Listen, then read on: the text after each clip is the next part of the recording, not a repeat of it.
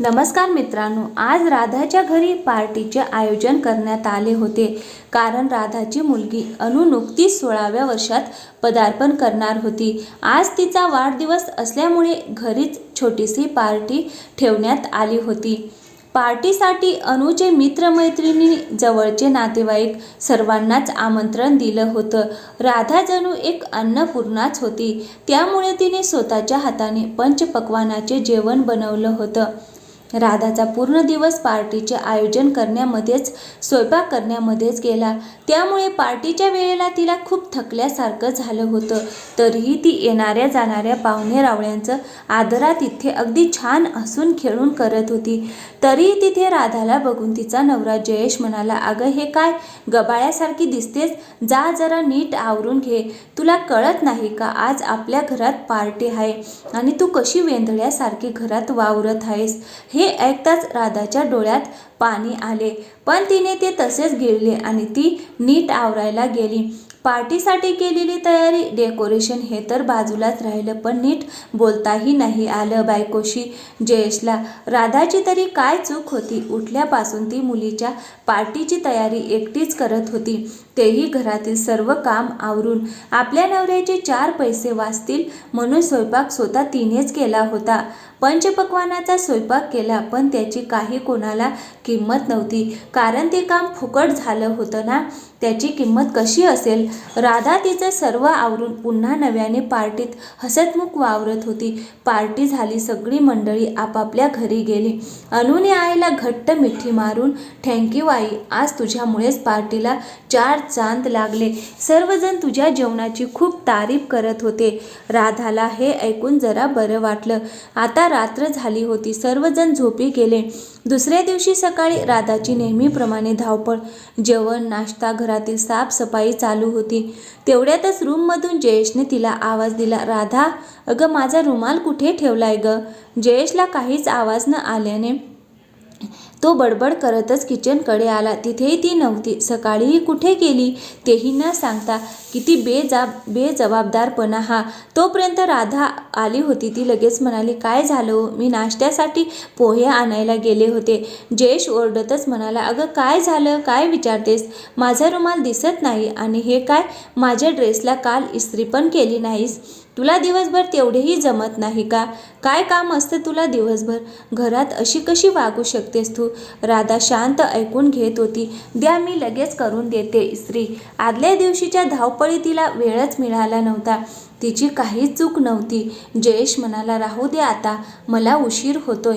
मग जयेश तणतण करत तिथून निघून गेला. "आई, आई, इकडे ये." अनु राधाला आवाज देत होती. "माझा पिंक ड्रेस दिसत नाही. कुठे ठेवला आहेस का? आणि किती वेळा सांगितलं, माझ्या कपाटाला हात लावत जाऊ नकोस म्हणून. माझं मी आवरून घेत जाईल."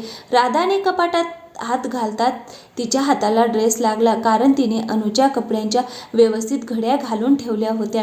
मुलीचं बोलणं ऐकून राधा तिला काही न बोलताच काम करायला निघून गेली. आता राधा सर्वांसाठी पोहे वाढत होती. जयेश, अनु नाश्ता करायला बसले होते. अनु पोहे खाताना म्हणाले, "आई, काय ग, रोज रोज तेच नाश्त्याचे पदार्थ पाहून कंटाळा आलाय मला. घरातच असतेस ना, शिकत जा ना जरा चायनीज, पिझ्झा असे पदार्थ. तुला दिवसभर नाही तरी काय काम असतं?" मुलीचं बोलणं ऐकून राधाला खूप राग आला होता. तरीही सकाळी कटकट नको म्हणून ती शांत राहिली. जयेश लगेच अनुची बाजू घेत बोलला, "बरोबर आहे तुझं." नवऱ्याचं बोलणं ऐकून तिला राग आणखीनच असह्य होत होता. तरीही तिने तो गिळला आणि पुन्हा ती कामाला लागली. दोघांचं बोलणं ऐकून राधाला आता खूप वाईट वाटत होतं. संध्याकाळी जेवताना राधाने दोघांना सांगितलं, "उद्यापासून स्वतःची कामं स्वतः करा. ऑफिसला जाताना काय लागतं ते तुम्ही बघायचं. आणि अनु, तूही आता मोठी झाली आहेस. तुला जे पाहिजे ते तुझं तू बनवत जा. मला जे आवडेल ते मी करेन. मला जे वाटेल तेच मी करेन. माझ्याकडून जास्त काही अपेक्षा ठेवू नको." सकाळी राधाने उपमा केला होता.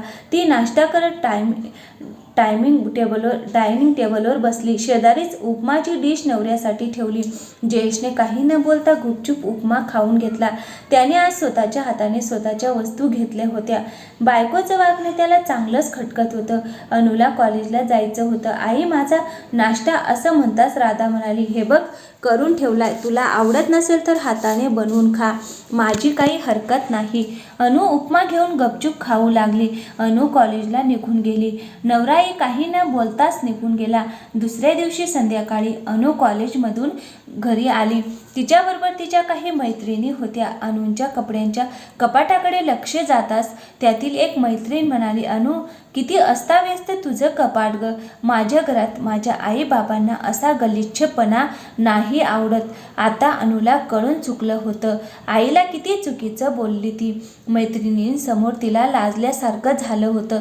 राधा नुकतीच बाहेरून बारशाचा कार्यक्रम आटपून आली होती, त्यामुळे तिलाही कंटाळा आला होता. फ्रेश होऊन राधा बाहेर आली तर अनुच्या मैत्रिणी आल्या होत्या. त्यांच्याकडे पाहून तीही हसली आणि किचनकडे गेली. अनु म्हणाली, आई, माझ्या मैत्रिणींसाठी काहीतरी बनव ना. राधा तिला हसतच म्हणाली, बरं ठीक आहे, बनवते. आता राधाने तिच्या मैत्रिणींसाठी छान दडपे पोहे आणि चहा बनवला, कारण संध्याकाळच्या स्वयंपाकाची तयारी तिला करायची होती. प्रवासामुळे तीही थकली होती. राधा दडपे पोहे आणि चहा घेऊन गेली. ते पाहून अनुच्या मैत्रिणी म्हणाल्या, हे काय अनु, तू म्हणाली होतीस माझी आई अन्नपूर्णा आहे, हे काय दडपे पोहे बनवलेत? मला काहीतरी छान चटपटीत वेस्टर्न फूड खायचं होतं. ते ऐकून अनुला राग आला. आई, किती वेळा सांगितलं तुला दुसरेही पदार्थ शिक म्हणून. घरात बसून तुला तेवढे होत नाही का? तूच खा, हे आम्हाला नको. चला आपण बाहेरच जाऊन काहीतरी खाऊ. सगळा मूड गेला. असं म्हणत अनु रागातच बाहेर पडणार, तोच राधाने तिला थांबवलं. थांब, माझंही ऐकून घे. अनु, मीही बाहेरून प्रवास करून आताच आले आहे. मलाही थकल्यासारखं झालं आहे. तू मला म्हणत असतेस ना घरात तर असतेस म्हणून, पण हा त्याग मी फक्त तुझ्यासाठीच केलाय.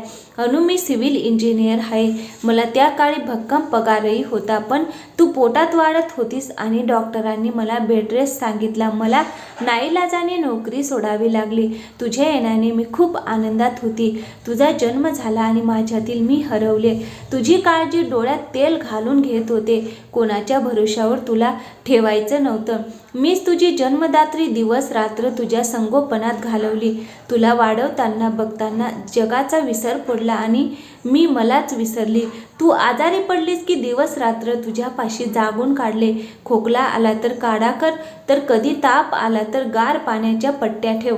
असं करत करत तुला मोठं केलं. तुला काय आवडतं, काय आवडत नाही हेच बघता बघता मला काय आवडतं हेच मी विसरून गेले. हो, मी स्वीकारलं गृहिणीपद. आज फक्त या गोष्टीची मला लाज वाटते. मी तुझ्यासारख्या मुलीसाठी त्याग केला, जिला आईची काहीच किंमत नाही. मी घरात असते म्हणून माझ्याकडून सगळ्यांच्या अपेक्षा असतात. मी मात्र कोणाकडूनच काहीही अपेक्षा करायच्या नाहीत. असं का? तुला वाटतं ना मला घरात काय काम असतं तर उद्या सकाळपासून सर्व कामे तू करायची. आज मला पश्चाताप होतोय. त्यावेळी मी खूप चुकीचा निर्णय घेतला. राधा रडत होती. आज ती रागामध्ये खूप काही बोलून गेली. जयेशही ऑफिसमधून घरी येऊन दारातून सर्व काही ऐकत होता. त्यालाही त्याच्या बायकोची किंमत कळाली. घरात बसल्यावर त्याच्याही नजरेत तीच किंमत झाली होती. अनुला आईचं बोलणं ऐकून खूप रडायला आलं. अनुने आईचे पाय धरले. मैत्रिणींसमोर आईची माफी मागू लागली. आई, मला माफ कर, माझं खूप चुकलं. माफी नको मागूस माझी. एकदा विचार कर, मी ही एक माणूसच आहे. तुम्हाला जशा माझ्याकडून अपेक्षा आहेत तशाच मलाही आहेत. सगळं करून जर माझी किंमत शून्य असेल तर माझ्या मनाला किती वाईट वाटत असेल. अनुने सगळ्या मैत्रिणींना घरी जायला सांगितलं. जयेश राधा जवळ आला. त्यानेही तिला सॉरी म्हटले. संध्याकाळी सर्वांनी मिळून काम केलं. आज राधा खूप आनंदात होती, कारण खूप दिवसांपासून मनात ठसठसत असणारं दुःख आज निघून गेलं होतं.